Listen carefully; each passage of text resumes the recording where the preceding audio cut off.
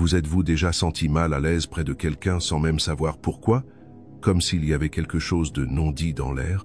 Peut être que la personne qui vous sourit le plus est précisément celle qui vous déteste secrètement. Effrayant, n'est-ce pas? Carl Jung a appelé cela l'ombre, la partie de nous que nous cachons, les émotions que nous nions. Cette ombre peut se manifester de manière surprenante, comme la haine secrète de quelqu'un de proche. Au lieu d'affronter leurs propres failles, certaines personnes voient chez l'autre le reflet de ce qu'elles rejettent en elles-mêmes. C'est ainsi qu'un ami peut secrètement ressentir du ressentiment envers vos réussites, se réjouir de vos échecs ou vous exclure subtilement. Ce processus est inconscient, mais ses effets sont bien réels. Je sais à quel point il peut être déroutant et douloureux de sentir qu'une personne proche vous déteste. C'est pourquoi j'ai préparé ce guide complet avec 13 signes indiquant qu'une personne vous déteste secrètement. En reconnaissant ces signes, vous pourrez vous protéger des manipulations, éviter les épuisements émotionnels et cultiver des relations plus authentiques. Le dernier signe est le plus subtil et le plus dévastateur de tous. Ne le laissez pas passer inaperçu. Restez avec moi jusqu'à la fin pour découvrir comment identifier ces signes et protéger votre énergie émotionnelle. Le premier signe qu'une personne vous déteste en secret est qu'elle vous pique constamment par des remarques déguisées en humour ou en critiques subtiles. Tout commence souvent par de petites remarques anodines, des piques subtiles qui passent presque inaperçues. Un commentaire sur votre façon de parler, une réflexion sur votre apparence, une moquerie déguisée en plaisanterie. C'est une blague, ne le prend pas mal. Pourtant, au fond de vous, quelque chose résonne étrangement. Ce n'est pas qu'une blague. Lorsqu'une personne vous déteste en secret, elle n'exprimera pas ouvertement son hostilité. Elle optera pour des attaques discrètes, dispersées au fil des conversations, suffisamment légères pour être ignorées, mais suffisamment récurrentes pour semer le doute en vous.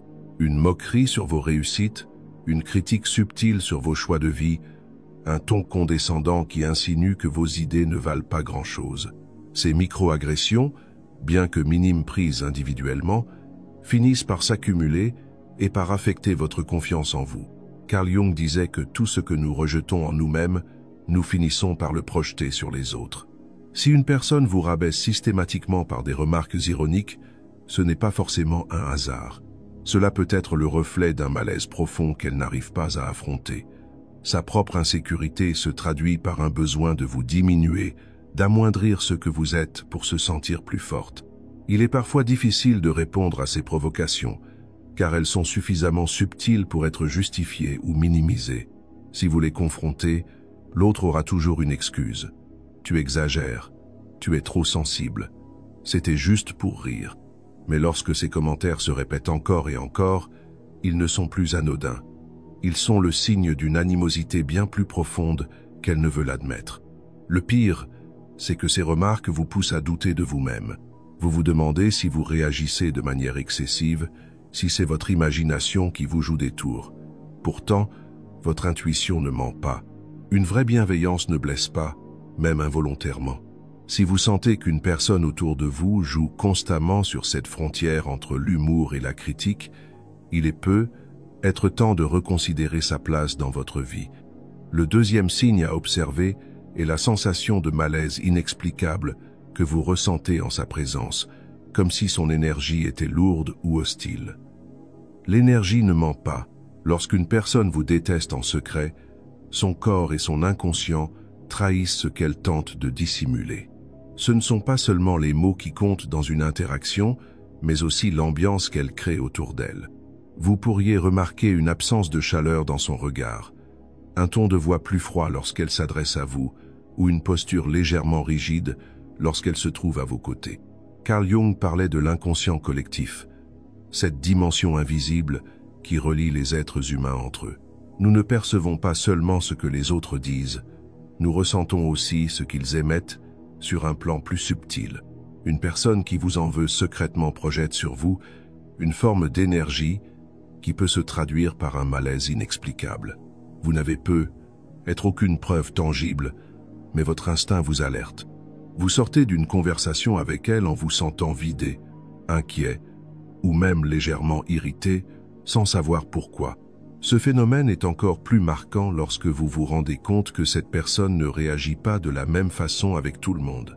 Elle peut être chaleureuse et ouverte avec d'autres, mais avec vous, il y a cette retenue imperceptible, ce quelque chose d'étrange que vous ne parvenez pas à nommer. Si, chaque fois que vous croisez quelqu'un, vous ressentez une gêne subtile, un poids dans l'air, une impression diffuse que votre présence le dérange, écoutez cette sensation. Les émotions cachées finissent toujours par transparaître. Vous ne pouvez peut-être pas expliquer pourquoi, mais vous pouvez ressentir quand une personne n'a pas de bonnes intentions envers vous. Ce n'est pas de la paranoïa, c'est une forme d'intelligence intuitive que nous avons trop souvent tendance à ignorer. Le troisième signe est une rivalité déguisée. Cette personne semble toujours vouloir vous surpasser au lieu de se réjouir sincèrement pour vous. Vous partagez une bonne nouvelle, une réussite personnelle ou un projet qui vous tient à cœur. Vous vous attendez à des félicitations sincères, à un sourire spontané, à une réaction chaleureuse. Pourtant, ce que vous recevez en retour est bien plus froid que prévu. Un regard fuyant, un sourire forcé, une remarque qui minimise votre accomplissement. Lorsqu'une personne vous déteste en secret, elle ne supporte pas de vous voir réussir. Elle ne vous attaquera pas directement, mais elle cherchera à vous surpasser en silence. À chaque fois que vous atteignez un objectif, elle se sent obligée d'en atteindre un plus grand. À chaque fois que vous progressez, elle ressent le besoin inconscient de prouver qu'elle vaut plus que vous. Cette compétition cachée peut se manifester de plusieurs manières. Parfois, la personne vous imite subtilement. Si vous adoptez un nouveau style vestimentaire, elle en fait autant. Si vous vous lancez dans un projet, elle démarre quelque chose de similaire. Mais ce n'est pas de l'admiration. C'est une manière de ne pas vous laisser prendre trop d'avance. D'autres fois, elle essaiera de minimiser vos succès en trouvant toujours une excuse. « Oui, mais tu as eu de la chance. » « C'est bien, mais ça aurait pu être mieux. » Carl Jung expliquait que la jalousie est souvent une projection d'un manque profond en soi. Cette personne ne vous déteste pas tant pour ce que vous êtes, mais pour ce que vous lui rappelez, ses propres insécurités, ses propres rêves non réalisés. À travers vous, elle voit ce qu'elle aimerait être, ou ce qu'elle n'a pas réussi à accomplir. Le plus dangereux dans cette forme de rivalité, c'est qu'elle est déguisée. Contrairement à une compétition ouverte, où les règles du jeu sont claires, ici, tout se joue en silence. Vous ressentez une tension, une impression de marche forcée, mais sans jamais pouvoir mettre de mots dessus. Cela peut créer un climat inconfortable, où chaque interaction semble teintée d'un sous-entendu invisible. Reconnaître cette dynamique est essentiel. Une véritable amitié ou relation saine repose sur le partage et l'encouragement mutuel, pas sur une lutte de pouvoir déguisée en bienveillance. Si vous sentez que chaque pas en avant de votre part déclenche une course invisible chez l'autre, alors il ne s'agit peut-être pas d'un allié, mais d'un adversaire qui se cache derrière un masque. Le quatrième signe est son indifférence face à vos émotions. Peu importe que vous alliez bien ou mal, elle ne montre aucun intérêt réel pour ce que vous ressentez. Lorsqu'une personne vous déteste en secret, elle ne ressent aucune compassion pour ce que vous vivez. Elle peut faire semblant d'écouter, hocher la tête au bon moment, prononcer quelques mots d'apparence neutre, mais au fond, rien ne la touche réellement. Pire encore, elle peut sembler agacée par vos émotions, comme si votre souffrance la dérangeait ou l'ennuyait. Le manque d'empathie est un signe puissant. Il ne s'agit pas seulement d'un manque d'intérêt passager, mais d'une absence de connexion émotionnelle. Une personne qui vous apprécie sincèrement ressentira naturellement votre peine et cherchera à la soulager, ne serait-ce qu'avec un mot gentil ou un geste subtil. En revanche, quelqu'un qui nourrit du ressentiment envers vous ne trouvera aucun écho en lui à votre détresse. Ce mépris déguisé peut aussi prendre la forme d'une minimisation systématique de ce que vous ressentez. Vous exprimez une difficulté et au lieu de recevoir du soutien, vous entendez des phrases comme « ce n'est pas si grave, il y a pire que toi, tu dramatises toujours tout ». Ces réponses ne sont pas anodines. Elles traduisent souvent un refus de reconnaître votre valeur, comme si votre bien-être ne méritait pas d'attention. Carl Jung soulignait que l'indifférence d'une personne à notre égard est parfois le reflet de ses propres blessures. Mais cela ne signifie pas que vous devez l'excuser ou chercher à comprendre ce qui, en elle, provoque cette froideur. L'important est de reconnaître cette dynamique et de ne plus attendre d'elle ce qu'elle ne peut ou ne veut pas vous donner. Nous méritons tous d'être entourés de personnes capables d'empathie, de présence et d'humanité. Si, malgré vos efforts, vous constatez qu'une personne proche reste hermétique à vos émotions, c'est peu être le signe qu'elle ne tient pas à vous autant que vous l'auriez cru. Le 5e signe est une fausse bienveillance. Cette personne vous aide, mais toujours d'une manière qui la met en position de supériorité. Certaines personnes semblent toujours prêtes à vous aider. Elles vous offrent des conseils, vous tendent la main, vous proposent leur soutien. À première vue, leur bienveillance semble sincère, mais au fil du temps, un doute s'installe. Cette aide est-elle vraiment désintéressée? Lorsqu'une personne vous déteste en secret, elle ne vous attaquera pas de front. Elle choisira une approche plus subtile, plus manipulatrice, celle de l'aide empoisonnée. Ce type de personne vous apporte une assistance qui, en réalité, vous affaiblit plutôt que de vous renforcer.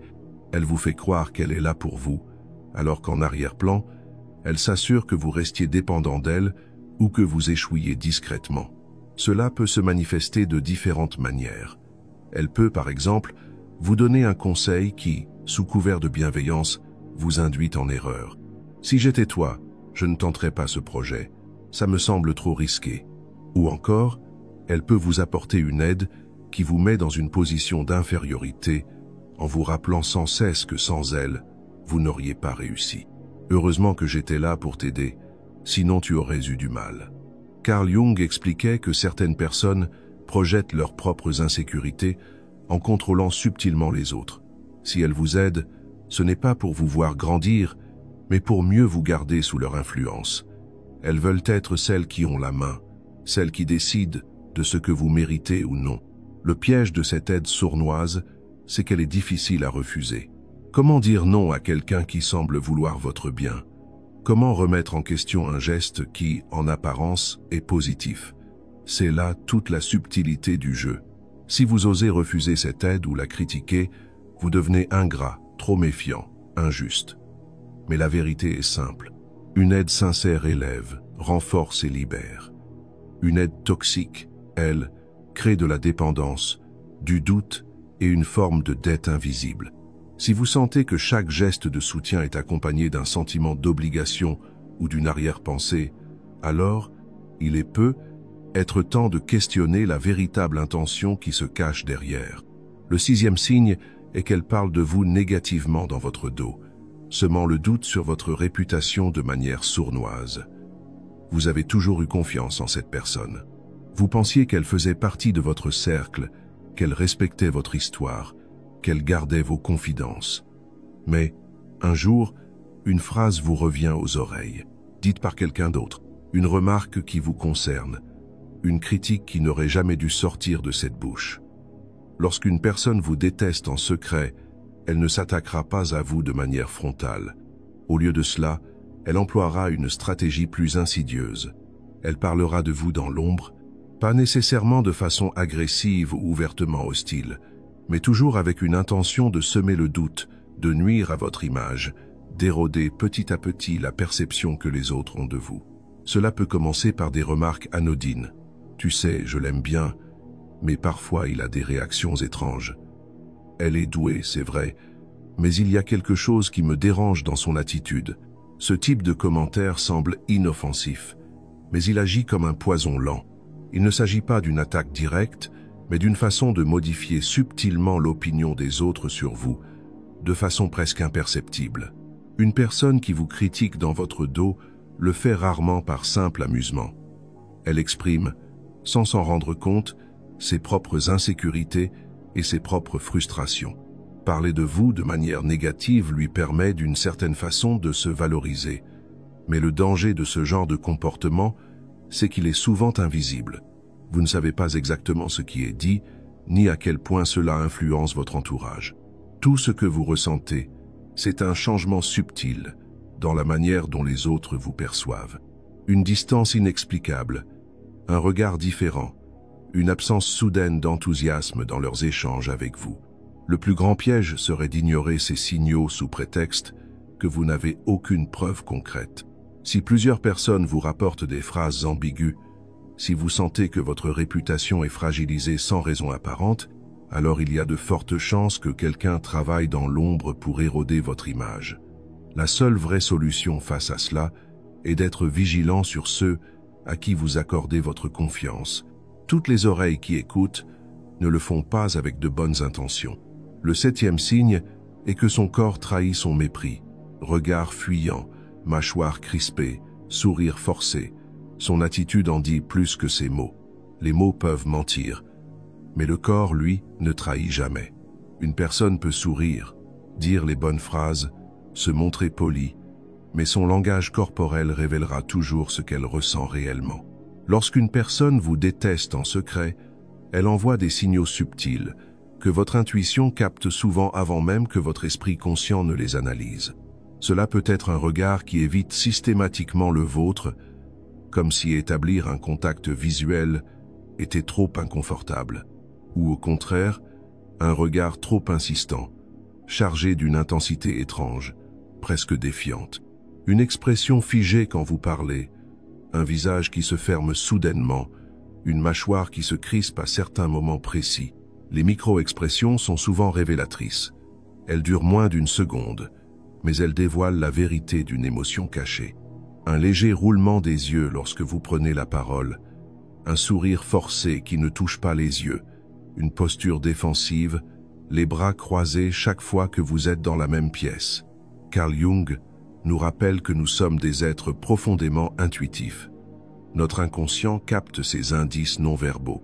Et c'est souvent pour cette raison que nous ressentons un malaise, sans pouvoir expliquer pourquoi. Quelque chose dans l'attitude de cette personne nous semble faux, dissonant. Ce type d'hostilité non-verbale est particulièrement pernicieux, car il ne repose sur aucun mot, aucune attaque directe. Il est donc difficile à confronter. Si vous faites remarquer à quelqu'un que son attitude est étrange, il pourra facilement se défendre. Mais pas du tout, tu te fais des idées. Pourtant, votre ressenti est réel.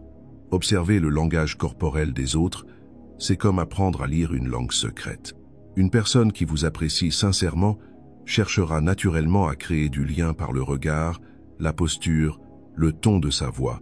À l'inverse, une personne qui nourrit un ressentiment caché enverra constamment des signaux de fermeture, d'irritation ou de rejet, même inconsciemment. Écoutez ces signaux. Ils sont souvent la clé qui confirme ce que vous soupçonniez déjà au fond de vous. Le 8e signe est qu'elle vous met progressivement à l'écart. Vous n'êtes plus invité aux événements et sentez un éloignement non justifié. Vous avez toujours été inclus dans les conversations, invité aux événements, considéré comme une présence naturelle dans certains cercles. Mais, petit à petit, sans explication claire, quelque chose change. Vous commencez à être oublié, mis de côté de façon subtile, presque imperceptible. On ne vous informe plus des rencontres. On vous donne des excuses vagues lorsqu'un groupe se réunit sans vous. On vous rassure avec des phrases du type « Oh, on ne savait pas si ça allait t'intéresser » ou « On a prévu ça à la dernière minute ». Lorsqu'une personne vous déteste en secret, elle ne vous exclura pas de manière frontale. Elle ne vous dira jamais en face que votre présence est indésirable. Au contraire, elle laissera l'illusion que tout est normal, tout en s'arrangeant pour que vous soyez de moins en moins présent. Cette exclusion peut se faire de manière individuelle, mais aussi collective. Il suffit qu'une personne commence à influencer subtilement le groupe en installant un doute sur votre valeur, en minimisant votre importance, en insinuant que vous ne seriez pas à votre place. Peu à peu, les autres suivent ce mouvement sans même s'en rendre compte. Carl Jung nous enseigne que l'appartenance sociale est un besoin fondamental de l'être humain. Être exclu de manière répétée provoque un sentiment d'isolement profond, un malaise intérieur qui peut nous pousser à nous remettre en question alors que le problème ne vient pas de nous. Ce type de rejet subtil peut impacter la confiance en soi, surtout lorsqu'il est difficile de comprendre pourquoi cela se produit. La difficulté, dans ces situations, c'est que tout semble toujours flou, il n'y a pas de confrontation directe, pas de dispute explicite, juste un glissement progressif vers l'invisibilité.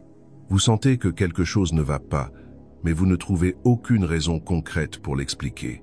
Et c'est précisément ce qui rend ce comportement si destructeur. Il vous pousse à douter de votre propre perception. Reconnaître ce schéma est la première étape pour ne pas se laisser piéger.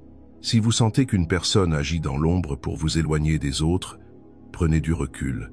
Ceux qui vous apprécient vraiment ne laisseront jamais quelqu'un d'autre dicter la place que vous méritez d'avoir. Le 9e signe est qu'elle semble presque soulagée lorsque vous échouez, montrant un manque total de compassion. Il y a des moments où la vie nous met à l'épreuve. Un projet qui échoue, une opportunité manquée, une période de doute ou de difficulté. Dans ces instants, nous avons besoin de soutien, de compréhension, de présence. Les personnes qui nous aiment vraiment partagent notre peine, nous encouragent, nous aident à nous relever. Mais il y en a d'autres, plus silencieuses, qui observent ces épreuves avec un intérêt particulier. Lorsqu'une personne vous déteste en secret, elle ne peut pas cacher une certaine satisfaction lorsque vous traversez une difficulté. Ce n'est pas une joie éclatante, ni un rire moqueur, c'est quelque chose de plus subtil, une réaction trop neutre lorsque vous partagez une mauvaise nouvelle, une absence totale de compassion, parfois même une phrase déguisée qui insinue que, d'une certaine manière, vous avez mérité ce qui vous arrive. Une personne qui vous envie ou qui vous considère comme un rival secret ressentira vos échecs comme une victoire personnelle. Elle n'exprimera jamais cette pensée ouvertement, mais elle trahira son sentiment par de petites attitudes. Un léger sourire difficile à dissimuler, un changement subtil dans son ton de voix, une posture plus détendue que d'habitude. Le plus insidieux, c'est que ces personnes ne se contentent pas d'observer vos échecs. Elles peuvent aussi, inconsciemment ou non, les encourager. Elles vous donneront des conseils douteux, vous pousseront vers des décisions risquées, sous prétexte de vous aider, ou vous rappelleront régulièrement vos erreurs passées, comme pour ancrer l'idée que vous n'êtes pas fait pour réussir. Reconnaître ces comportements demande une grande lucidité, car face à ce genre de personnes, nous avons tendance à minimiser nos ressentis, à nous dire que nous exagérons, que nous imaginons des choses. Pourtant, notre intuition ne trompe pas. Lorsque quelqu'un ne manifeste aucune tristesse face à nos échecs, lorsque nous sentons au fond de nous que notre souffrance lui procure un soulagement secret, c'est un signal d'alarme à ne pas ignorer. Le 10e signe est qu'elle minimise ou ignore complètement vos succès, incapable de partager sincèrement votre joie. Lorsque vous atteignez un objectif, que vous concrétisez un projet, ou que vous franchissez une étape importante de votre vie, les personnes qui vous aiment sincèrement ressentent naturellement de la joie pour vous. Elles partagent votre enthousiasme, vous félicitent avec sincérité, célèbrent votre réussite comme si elle était aussi la leur. Mais parfois, une absence se fait remarquer, une réaction froide, un silence étrange, une félicitation mécanique, prononcée sans émotion. Lorsqu'une personne vous déteste en secret, elle ne manifestera jamais un réel enthousiasme face à vos victoires. Elle peut hocher la tête, lâcher un « Ah, c'est bien », sans profondeur, mais au fond, elle n'éprouve aucune joie pour vous. Pire encore, elle peut chercher à minimiser ce que vous avez accompli. « Oh, ce n'est pas si impressionnant, tout le monde peut le faire. C'est bien, mais ça aurait pu être mieux. » Cette indifférence est souvent plus douloureuse qu'une critique ouverte. Elle vous laisse un goût amer, comme si votre réussite n'avait aucune valeur aux yeux de cette personne. Alors que vous vous attendiez à un moment de partage, vous vous retrouvez face à un mur d'indifférence, comme si ce que vous venez d'accomplir ne méritait pas d'être reconnu. Carl Jung parlait du mécanisme de projection et de refoulement. Lorsqu'une personne nourrit du ressentiment ou de l'envie à votre égard, elle ne peut pas vous applaudir sincèrement. Votre succès lui rappelle son propre sentiment d'échec ou ses propres frustrations. Au lieu de se réjouir pour vous, elle préfère ignorer votre réussite, car la reconnaître reviendrait à admettre quelque chose qu'elle refuse d'affronter en elle-même. Ce type de comportement est souvent accompagné d'une tentative de détourner l'attention. Juste après que vous ayez annoncé une bonne nouvelle, cette personne trouvera toujours un moyen de parler d'elle-même. Ah, d'ailleurs, Moi aussi j'ai fait ça récemment, où elle changera de sujet brutalement, comme si ce que vous venez de dire n'avait aucune importance. Si vous constatez que, systématiquement, cette personne est absente de vos moments de bonheur, si elle n'exprime jamais de véritable enthousiasme pour ce que vous accomplissez, alors il est être temps de vous demander quelle place elle mérite réellement dans votre vie. Car ceux qui tiennent à vous célèbrent votre lumière, au lieu d'essayer de l'éteindre en silence. Le 11e signe est qu'elle n'aide jamais gratuitement. Son soutien vient toujours avec des attentes ou une dette implicite. L'entraide fait partie des relations humaines saines. Quand nous apprécions quelqu'un, nous l'aidons sans arrière-pensée, sans attendre quelque chose en retour. Mais certaines personnes fonctionnent différemment. Leur aide n'est jamais gratuite. Chaque geste, chaque service, chaque conseil est accompagné d'une attente implicite. Lorsqu'une personne vous déteste en secret, elle ne vous refusera pas forcément son aide. Mais elle veillera à ce que cette aide ait un prix. Cela peut se traduire par des faveurs qu'elle vous rappelle constamment, comme si vous lui étiez redevable pour l'éternité. Si je n'avais pas été là, tu n'aurais jamais réussi. Rappelle-toi que c'est grâce à moi si tu as eu cette opportunité. Ce type de comportement crée une relation déséquilibrée où l'autre cherche à prendre l'ascendant sur vous en instaurant un sentiment de dette invisible. À chaque fois que vous acceptez son aide, vous vous sentez inconsciemment lié à elle, obligé de lui rendre l'appareil, même si elle ne le demande pas explicitement. Une autre manière dont cette dynamique se manifeste, c'est à travers une aide qui n'est accordée qu'en fonction de ses propres intérêts. Cette personne vous apportera son soutien seulement si cela lui sert d'une manière ou d'une autre. Si elle sait qu'en vous aidant, elle pourra en tirer un bénéfice, améliorer son image ou avoir une forme de contrôle sur vous. Mais si un jour vous avez besoin d'elle sans qu'elle n'y gagne rien, vous découvrirez soudainement qu'elle est indisponible, distante, insensible à votre demande. Carl Jung expliquait que certaines relations reposent sur un jeu de pouvoir caché. Offrir de l'aide peut parfois être une manière subtile de dominer, d'instaurer un rapport de force. Une personne qui vous apprécie vraiment ne cherchera pas à créer un déséquilibre dans la relation. Elle vous aidera avec sincérité, sans attendre de reconnaissance, sans insister sur ce qu'elle a fait pour vous. Il est essentiel de reconnaître ce type de manipulation. Une vraie aide est un cadeau, pas une chaîne. Si vous avez le sentiment qu'une personne vous tend la main uniquement pour vous garder sous son influence, alors ce n'est pas de l'entraide, c'est une forme déguisée de domination. Le 12e signe est lorsque quelqu'un utilise la spiritualité comme un outil de manipulation, vous faisant douter de vos émotions et intuitions sous prétexte d'évolution spirituelle. Le gaslighting spirituel est une forme subtile et dangereuse de manipulation, où des concepts spirituels sont détournés pour vous faire remettre en question votre propre perception. Contrairement au gaslighting traditionnel qui vise à altérer votre réalité, ici la manipulation passe par l'invalidation de vos ressentis au nom d'une supposée élévation spirituelle. Cette personne tentera de discréditer vos émotions avec des phrases comme « plutôt que de vous offrir un soutien authentique », elle transforme vos doutes et vos souffrances en signes d'une faiblesse spirituelle, insinuant que votre intuition n'est pas fiable et que vous êtes seul responsable de votre douleur. Carl Jung mettait en garde contre les dangers de la répression émotionnelle. Lorsqu'on nie ses sentiments au nom d'un prétendu progrès spirituel, on risque de se déconnecter de sa vérité intérieure. La véritable évolution ne passe pas par la négation de ce que l'on ressent, mais par l'acceptation et la compréhension de ses émotions. Le dernier signe est votre intuition. Il y a des choses que l'on ne peut pas expliquer avec des mots, mais que l'on ressent profondément. Une intuition persistante, un malaise subtil, une sensation que quelque chose est faux dans cette relation. Tout semble normal en apparence. Il n'y a pas de conflit ouvert, pas d'attaque évidente, mais au fond de vous, une alerte silencieuse se déclenche chaque fois que vous êtes en présence de cette personne.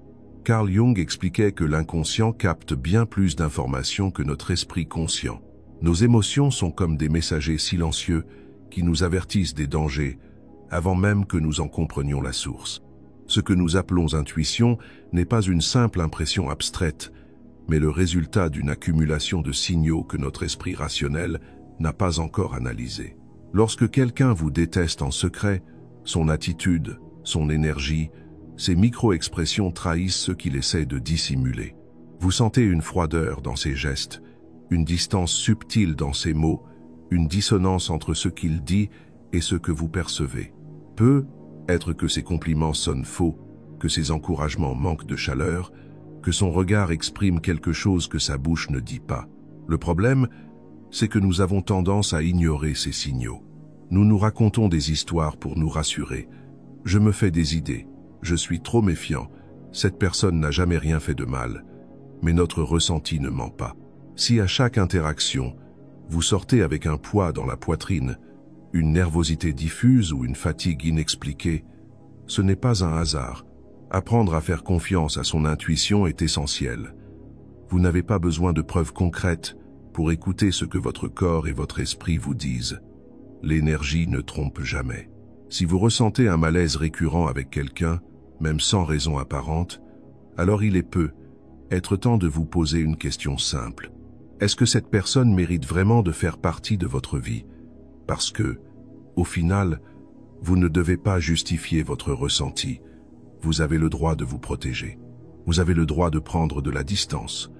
Vous avez le droit d'écouter cette petite voix intérieure qui, depuis le début, essaie de vous dire la vérité. Reconnaître qu'une personne proche peut secrètement vous détester est douloureux. Mais la véritable question est, que faire avec cette information? Le premier instinct pourrait être la confrontation directe, le besoin de clarifier les choses. Cependant, ce n'est pas toujours la meilleure option. Certaines personnes ne reconnaîtront jamais leurs ressentiments cachés, et essayer de les exposer ne fera qu'entraîner davantage de manipulation, de déni et d'usure émotionnelle. Carl Jung disait que la projection de l'ombre est inconsciente. Bien souvent, la personne qui vous traite mal, sans raison apparente, n'a même pas conscience de l'origine réelle de son hostilité. Mais cela ne signifie pas que vous devez tolérer des comportements toxiques. Au contraire, la meilleure façon de gérer ce type de situation est d'établir des limites claires et de protéger votre énergie émotionnelle. La première étape consiste à cesser de rechercher la validation. Si quelqu'un ignore vos réussites, minimise vos sentiments ou tente de saper votre confiance, vous n'avez rien à lui prouver. Plus vous cherchez son approbation, plus vous lui donnez du pouvoir sur votre bien, être émotionnel. La deuxième étape est de limiter son accès à votre vie. Vous n'avez pas besoin de couper brutalement les ponts, mais vous pouvez réduire la proximité. Évitez de partager des informations personnelles. Évitez de vous confier émotionnellement et maintenez des interactions aussi neutres que possible. Si cette personne se rend compte qu'elle ne peut plus vous atteindre, son influence sur vous diminuera naturellement. Enfin, il est essentiel de renforcer votre propre énergie. Cela passe par la pleine conscience, le renforcement de l'estime de soi et le choix conscient de s'entourer de personnes qui vous soutiennent véritablement. Se protéger émotionnellement ne signifie pas se fermer au monde, mais apprendre à discerner qui mérite votre vulnérabilité et qui ne la mérite pas. La véritable leçon ici n'est pas de nourrir du ressentiment ou de la paranoïa, mais de développer l'intelligence émotionnelle et le discernement. Savoir identifier ces signes nous donne le pouvoir de mieux choisir qui nous permettons d'entrer dans notre vie, de renforcer notre énergie et de privilégier les relations qui nous font du bien. Prendre ces distances n'est pas toujours une perte. Parfois, c'est une étape essentielle vers notre évolution. Maintenant, je vous invite à appliquer ces connaissances dans votre vie. Observez vos relations avec plus de conscience, écoutez votre intuition et protégez votre paix intérieure. Si ce contenu vous a aidé d'une manière ou d'une autre, abonnez-vous à la chaîne et activez les notifications pour continuer à apprendre sur la psychologie, les relations humaines et le développement personnel. Et si vous avez regardé jusqu'à la fin, écrivez « Je choisis la paix » dans les commentaires. Ainsi, je saurai que vous faites partie de ce groupe de personnes qui recherchent un chemin plus conscient et équilibré. On se retrouve dans la prochaine vidéo.